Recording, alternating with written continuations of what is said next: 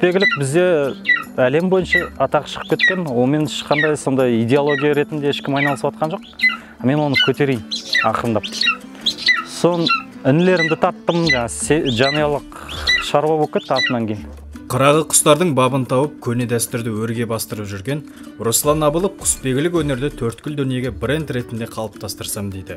Өнерлі отбасында дүниеге келсе де, Қарасайлы құсбегінің мәдениет жолында таңдаған жолы мүлдем бөлек. Жастайынан құсшы атануға құмар болған кейіпкеріміз бала арманына қол жеткізу үшін осы дәстүрлі өнер жолында тынбай еңбек етіп келеді. Бүгінде саятшылықты серік еткен Русланның осы уақытқа дейін елімізде әлі болмаған құстарды жаттықтыруға арналған құсбегілік лагері бар. Ауданымызға қарасты Ұлан ауылының маңайында орналасқан бұл дархан даладағы демалыс орнында қыран құстарды үйретуге барынша жағдай жасалған. Құтты қонақтарға арналған қазақ үйі мен жаздық күрке тәрізді демалыс орындары да бар.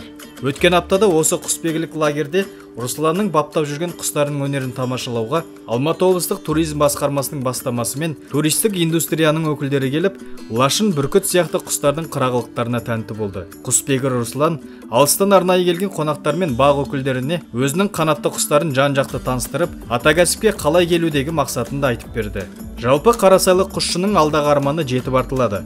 Алдымен ірге тасы қаланғанына көп болмаған осы Фолкенри Кемп құсбегілік лагерінің кеңістігін кеңейтіп, қазақтың қанына біткен осы өнер арқылы елдің мәдениетін әлемге таныту.